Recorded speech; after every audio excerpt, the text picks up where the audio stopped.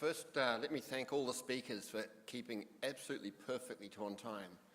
I must have scared the life out of them when I threatened them with all sorts of things. But what we wanted to do was give you an overview of the complexities of going from basic science, and you heard some of the things Simon talked about, measuring DNA damage in the eye as a function of dose and time after radiation.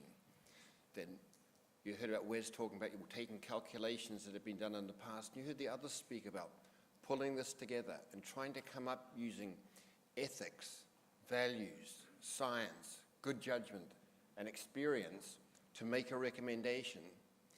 And then you heard about the implications of those recommendations and how they need to be enforced and analyzed and interrogated. So what we did when we put this together was think very hard about, there's going to be some redundancies in what the various speakers proposed, and we wanted to leave plenty of time for questions and discussion.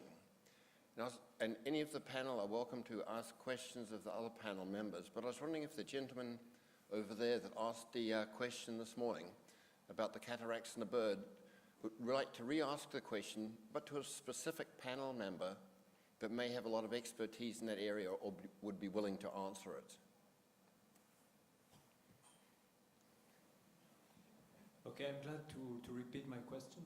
My question was about the recent study about the birds in Chernobyl who got cataract in a higher proportion than usual. And I was wondering if this could be of some help in understanding the process in humans and if it could help to understand better.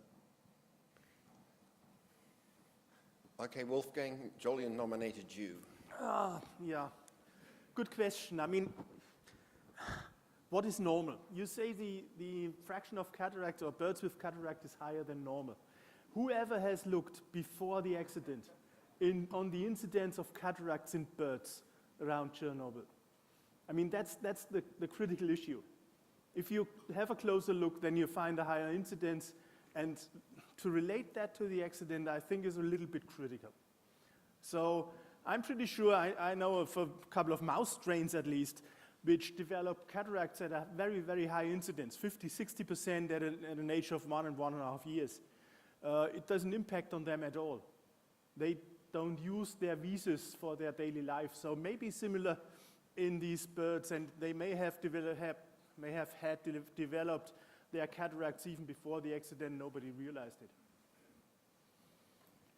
Anybody else like to comment on that? Jolyon? Okay. Please, Abel. Thank you. Well, first of all, Bill, congratulations for really a very, very interesting session. Really very good. Very solid, very numerical, very concrete. I have not a question on the birds, but on more urgent issues. And I believe that Dr. Miyazaki put that very clear.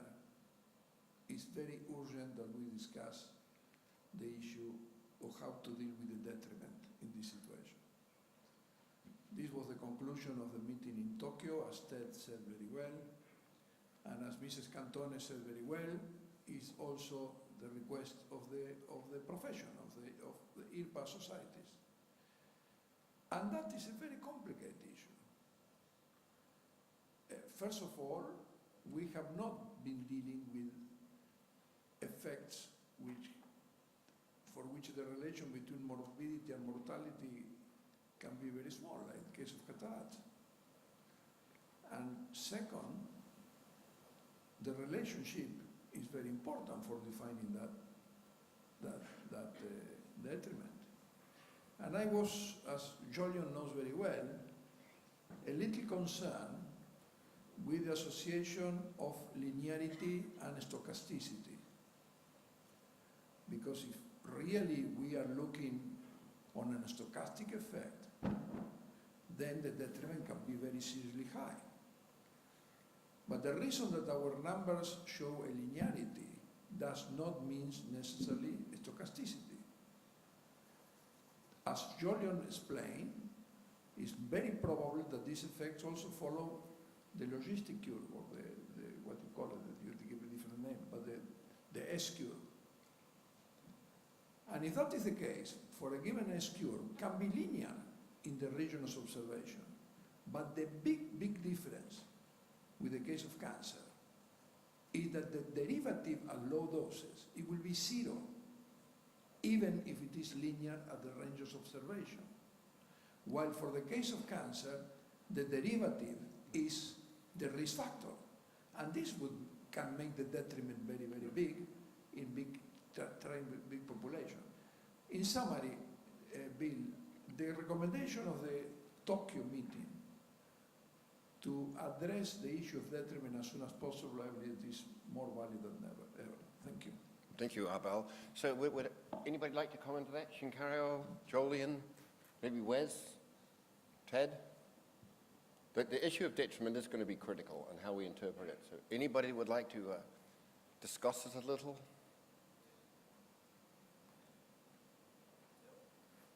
Yeah, Ted.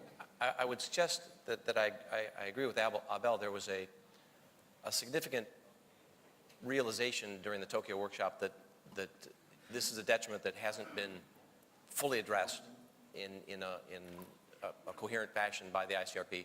And it didn't presuppose that the decision would go one way or the other. It simply said, we'd like to see the issue put on the table and discussed in a good fashion.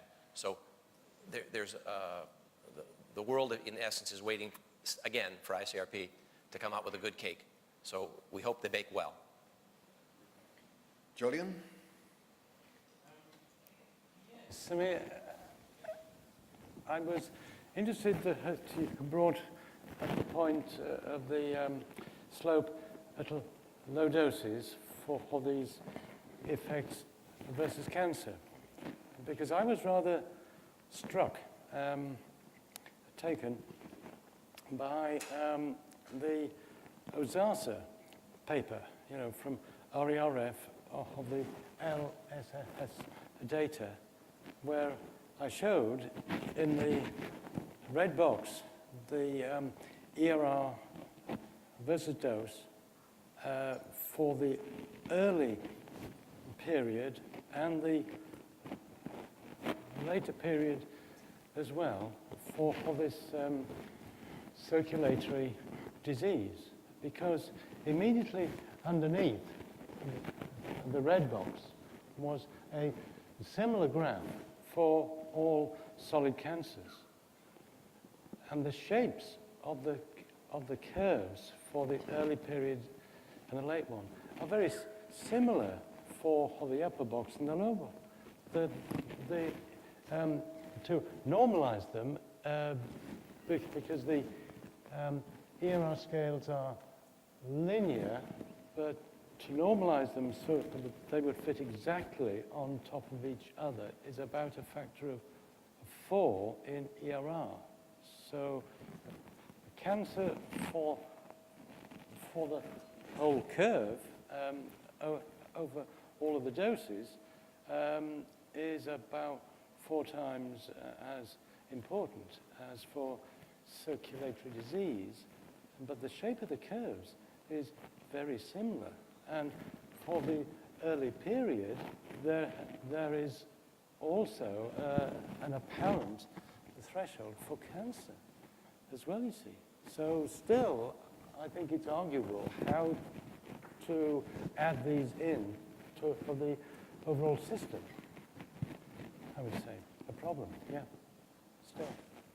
Just one minute. Any other comments on this from the panel? I just add that I agree there's a need to, well, there's not necessarily the case that if you have linearity implies stochasticity.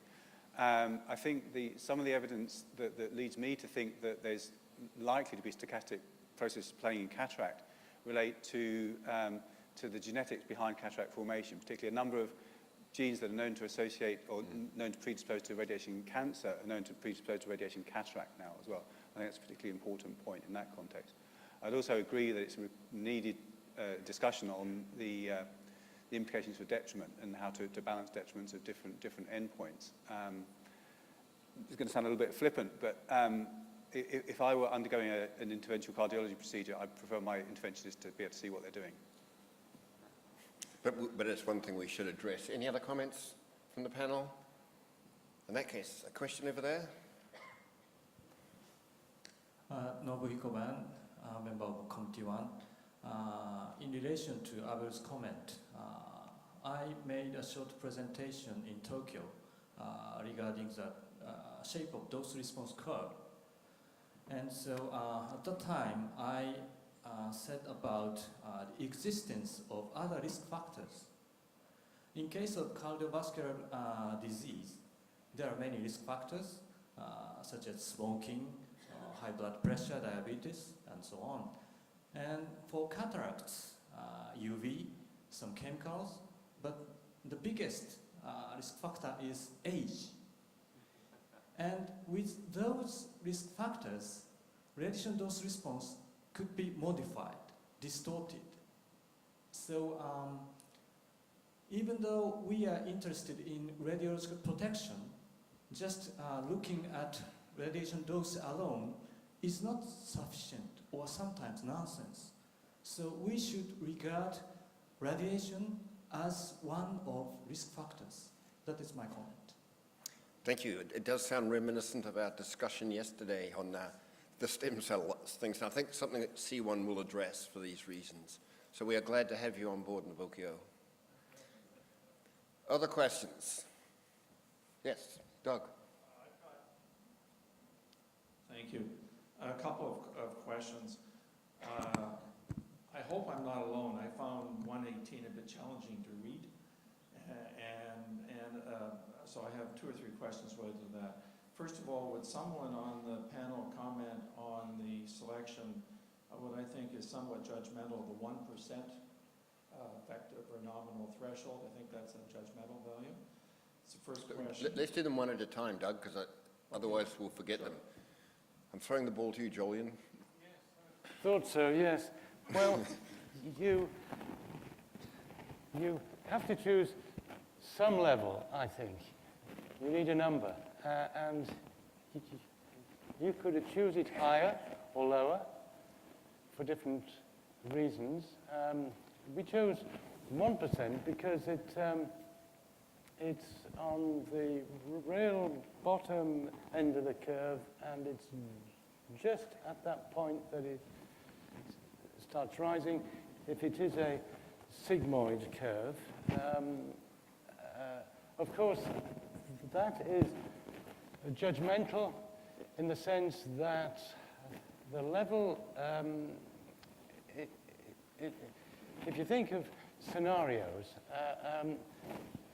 you would probably choose different levels for different scenarios. If it's groups of radiotherapy patients, you might accept a level of a few percent. If it's occupational, you are speaking of thousands of workers, so that you might even go further down. If it's for the population at large, where it's millions of people, you'll go even further down. But I think for the general application thing, overall, we chose 1%, bearing in mind that you would have to change it for specific scenarios. Yeah. Ted, you wanted to make a comment on this point?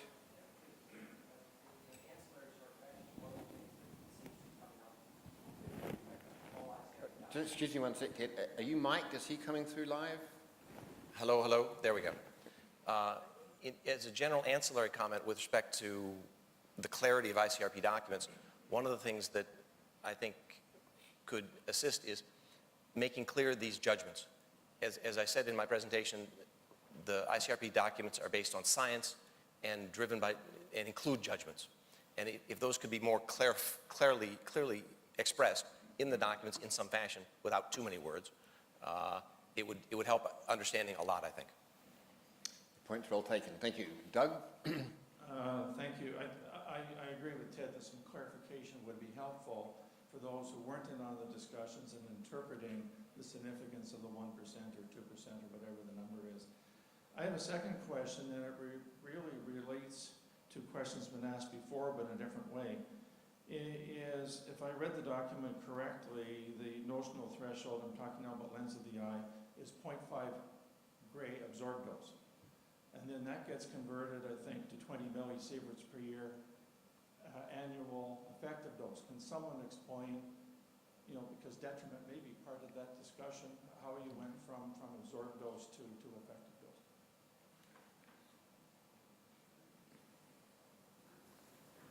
Chris?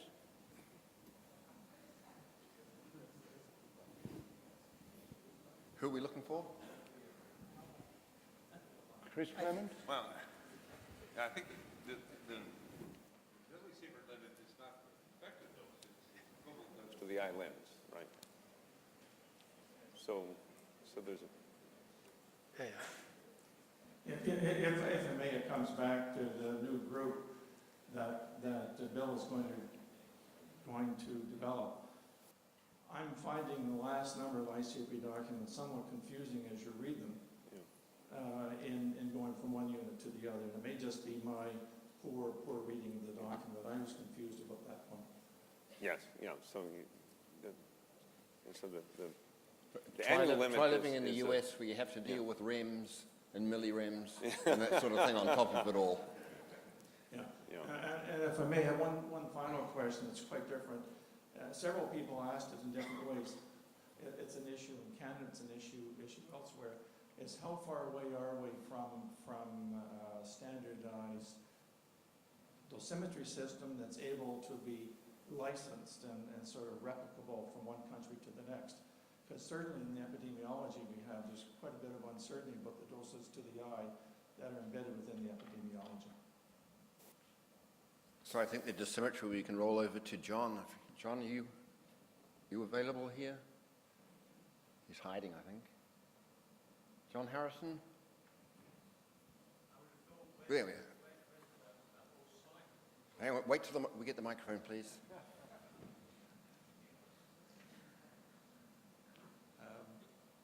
I would have thought Wes could answer that, or Simon could comment on the use of the development of the PHE eye dosimeter. The eye dosimeter, my understanding was you wanted a general dosimetry system, right? Yeah, so we'll let both of you have a chance. We'll put Simon on the hot spot first. Okay, to address the issue that John just mentioned, that colleagues at PHE have developed this headband dosimeter for the lens to measure dose to the lens of the eye. And it's based on the HP3 value measurement. To some extent, the study we undertook that I described sort of validated the use of that system, and it appears to operate very well. It's offered now as a service to those that are interested. So I'm sure my colleagues back home would be very welcome if people were showing great deals of interest and be willing to provide the service for you, unfortunately at a cost, however. Yeah, go ahead. and regarding to 116, I believe the for the eye lens is the operational quantity is perfectly effective, the HP3 for eye lens. They didn't hear you, weren't mic'd up right. Wes, do you want to try that one again?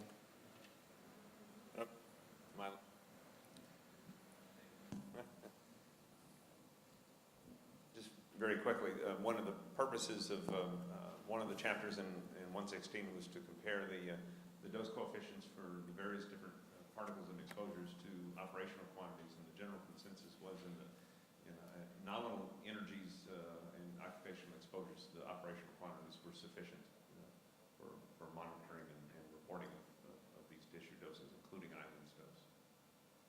Miroslav? Okay, just for the last question and discussion, I can refer to the tech doc, which will be out in a couple of months, because during the preparation we had very extensive and large discussions on the technicality related to that, because this is one of the important issues, because it's not only the, let's say, the obedience to wear the dosimeters, but it's also the technical issue, which kind of dosimeter in which field is appropriately to wear, and which would help you to assign the dose or estimate the dose which is there, because there are a lot of models and factors, but they are hardly to be widely or generally applicable to every practices which are in place. So those who are from the medical field here and those who are even from the industrial radiography, they know that actually the situation is not that simple. And a little change in the technical setting of dosimeters may actually change the results of the measurement very profoundly, very much. So there is a large or long way ahead to establish these procedures before we are starting to speak about the harmonized, let's say, measurements procedure which would be widely applicable through all practices. Thank you. So I think, Doug, the answer to your question is that C2 is going to be busy. Other comments or questions? Yeah, in the front here. Oh, okay, let's do that because you're down there, then we'll come back to you. Reinhard Loos, Committee 3. I have a question on practical aspects on the new IM15 to 150 to 20 millisievert. My question is, do we have an overview if this new dose limit is compatible with all daily situations in medical or radiological work?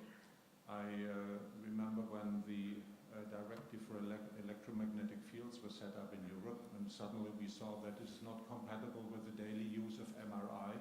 And after a long discussion, we had to take MRI out of this directive. I'm thinking about applications outside standard radiology with fluoroscopy. I'm an interventional radiologist and work with a monoplane system, so we made examinations and we don't have a problem with a new dose limit, especially with the shielding, the lead glass shielding. It reduces a factor of 5 to 10. The lead glass is about a factor of 2. If you go to a surgical operating room like Claire Clausen's and make aortic replacements, you have several surgeons standing around. You don't have glass shieldings, only lead goggles. So if there is any problem, I wonder what the patient says if he hears, well, the most experienced surgeon has reached his 20 millisievert, you get an open surgical approach to your aortic replacement. So the question following the last presentation of IRPA is, do we need now an annual eye-lens examination before we start? My last one is 40 years ago. And isn't cataract now an occupational disease? And is the limit really compatible with everything we have to do now in patients? So Alessio, what would C3 say to that? I feel, Reinhard, that until now we have no evidence that is not compatible. Probably the experience we are having in many of the countries is that if we improve training, if we use properly the radiation protection devices, in some cases we need to advise to use this kind of protective glasses. We have also with people with very high workload, they are under the 20 millisievert. Probably we will need to have more experience to ask our colleagues in clinics to use properly the dosimeters, to use properly the radiation protection devices, and to aid. But until now, in the data we have seen and in the literature, all the high doses in this kind of procedure, especially in cardiology, people recognize that they are not using properly the protection devices. But I agree that we will need to have in the future more data. Does that answer your question? Thank you. Claire?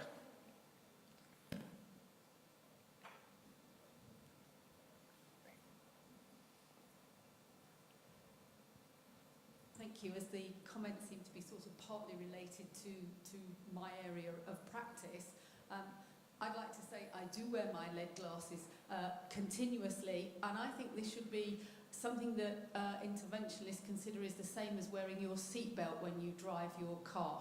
You should have a pair of lead glasses and you should wear them. Certainly in my hospital, it is true, I work in a main operating theatre, so away from the radiology department, and we do not have full lead screen availability yet. That should be coming in the next 6 months. But I've been monitored, and all my surgeons have been monitored, and they're all wearing lead glasses as well, and there has not been an issue with regarding the dose. But it does all come down to having the proper protective equipment and certainly wearing it all the time. Thank you, Claire. Excuse me. Question over here.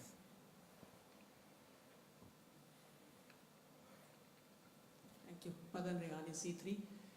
The lens effect on the radiation effect on the lens is almost specific because it occurs in posterior subcapsular region.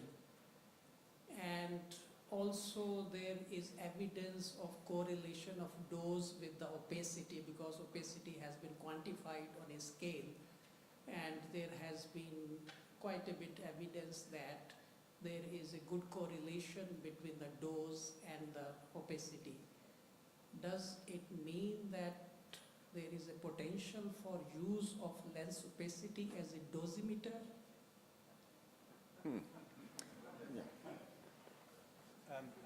As part of the work that I described, the mechanistic study and use of human lens explant, we have considered doing that. It's not at all well developed, but there are, as you will know, good systems for looking at eye lenses in vivo in people, and being able to identify and track early changes may provide a route for dosimetry, but I think it's rather early to actually say it will be. Thank you. Other questions? Yeah, Michel Bourguignon from France. I would like to make more a comment than a question. It seems to me that the lens of the eye is a very peculiar tissue which cannot be compared to cardiovascular events such a way they were presented. The lens of the eye has no vasculature, and the cells have lost their nucleus and their mitochondria.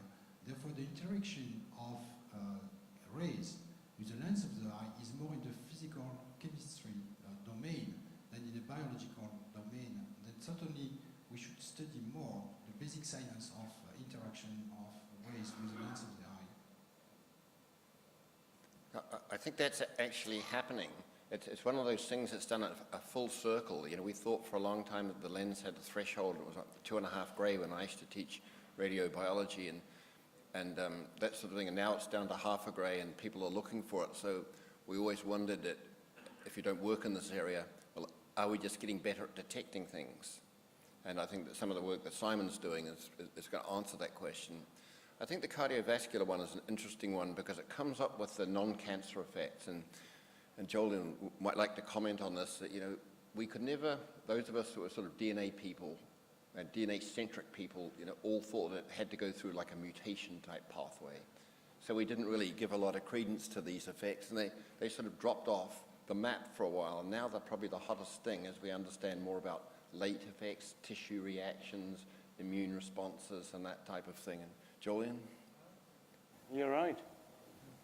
Yes. First time he's ever said that. Make it simple.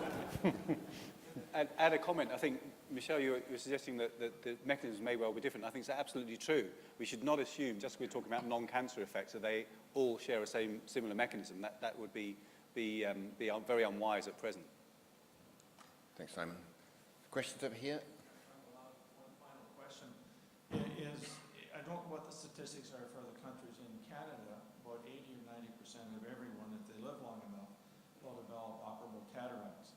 Pardon me, about half of them, half that 89% will develop operable cataracts.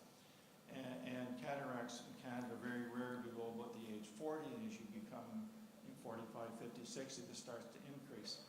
If I understand correctly, the presence of cataracts in Hiroshima and Nagasaki follow-up is delayed, obviously, 40 or 50 years. So it would seem to me that you would start to see in the epi studies the excess cataracts just at the same time you're in the natural increase that occurs from aging.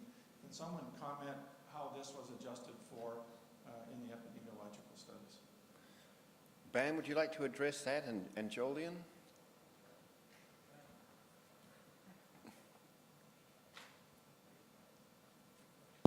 This is our in-house expert on the Japanese studies. I'm not sure about the detailed mechanisms, but anyhow, if action of radiation is not completely different from that is made by aging or other factors, there should be some interaction, or so whether or not it is additive or multiplicative, so there should be some dose response. And those responses should be affected by the existence of other risk factors. So I think that is important. Jolyon, do you want to add anything there? Wolfgang? Well, I might add that within the hang on, you're not mic'd. It's on now. It was clear that for the mechanism, it isn't really established if a single damaged cell can give you a macroscopic cataract. There's evidence that if you look at microscopic opacities, extremely small opacities, those are linear with dose.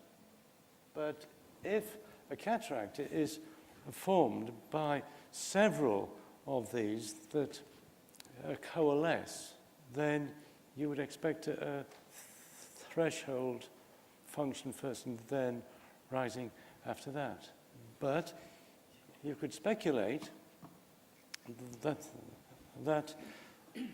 a single injured cell would spread its injury by signals, bystander effects, and affect other neighboring cells.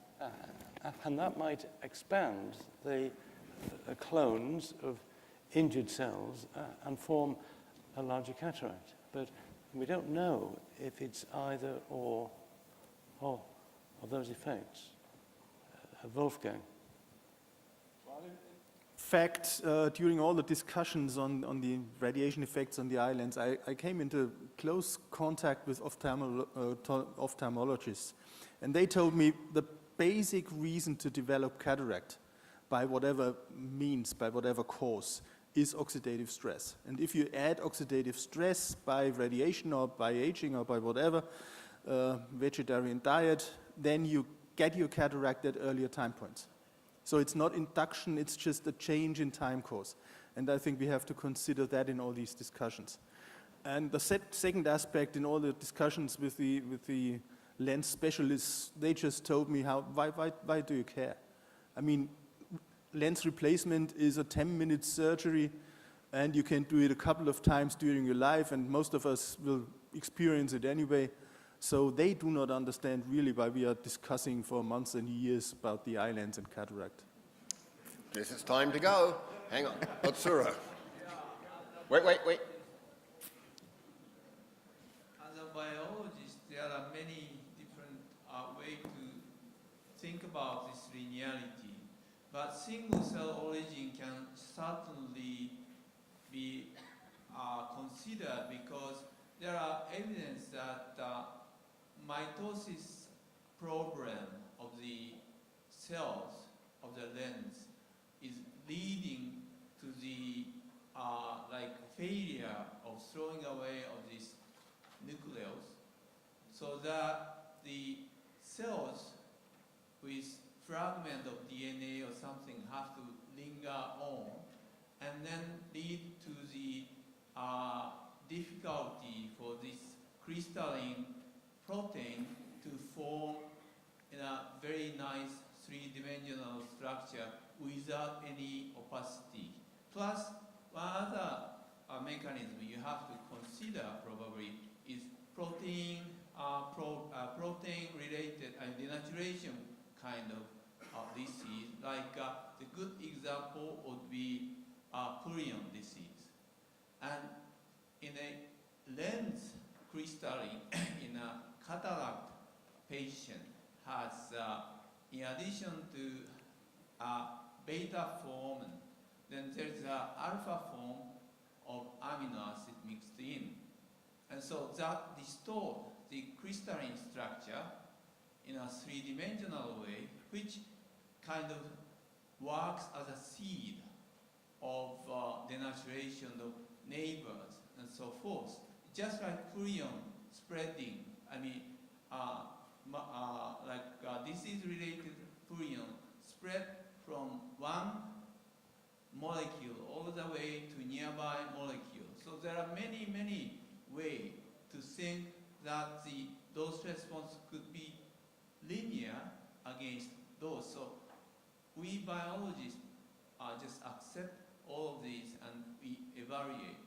Takes time, but still there are a good room for a biology to work on. Thanks, Tsura. Anybody on the panel want to comment before we get to the question over there?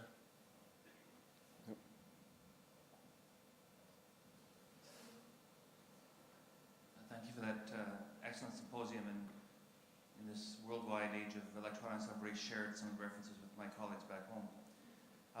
My question for the cataracts was part of the epidemiology that cataracts are such an age-related phenomenon which has been discussed. For the 50% of the individuals with cataracts that were in the reference that was provided, how many of them were the classic subscapular posterior subcapsular versus the senile more central? I mean, I know that it's overlap, but there's sort of high specificity for radiation-induced cataracts, and as classic teaching, and maybe I can be convinced that the classic teaching is wrong, is posterior subcapsular, and senile is more central. Was there good evidence that of the 50%, a large of them had a high specificity for radiation-induced versus the progression of senile cataracts? In this paper, in the published paper, was this evidence, and one of the authors of the paper and conducting the survey was Norman Kleinman, and it was one of the conditions to classify as relation between the cataract detected with or the opacity detected with the radiation dose. This was one of the key factors. Thank you. Simon? In the review that we undertook, there's a number of studies that were considered, and the majority do consider the radiation-specific type. But that's not entirely true, but you can look at the details in the reviews that I showed. Other comments and questions? Yeah, over here. Mike, my cataracts are playing up, I can't see. Yeah. I have an operational question that's not really specific to the cataract question, but Ted mentioned that there's estimates that the total non-cancer detriment could be as much as 20 to 50% additional detriment. Can that detriment be accommodated in a single effective dose term for operational management of radiation protection? Who would like to have a go at that one? Wes? Goodness. John? No. Well, maybe Hans. Is Hans here? Hans? Abel?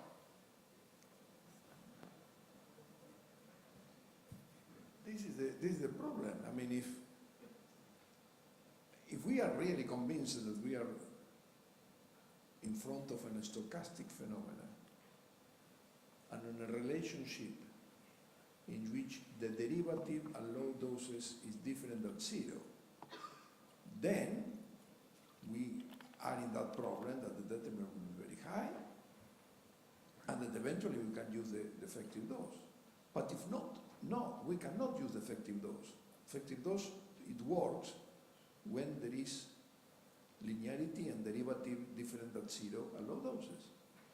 For that reason, it's very important now to resolve this question, this essential question, how we are going to deal with the detriment. And if we don't solve this fundamental question, we will get to this big number, 20%, 30%, are all creation of our mind, but we don't know still what system we are going to use to calculate the real detriment. C1 will address that later this week. That's not fobbing off, Abel, that's reality. Any other questions? Nothing at all? Nothing from the panel? In that case, I thank you all for your attendance, the panelists for some excellent presentations and all being on time, and all of you for a lively discussion.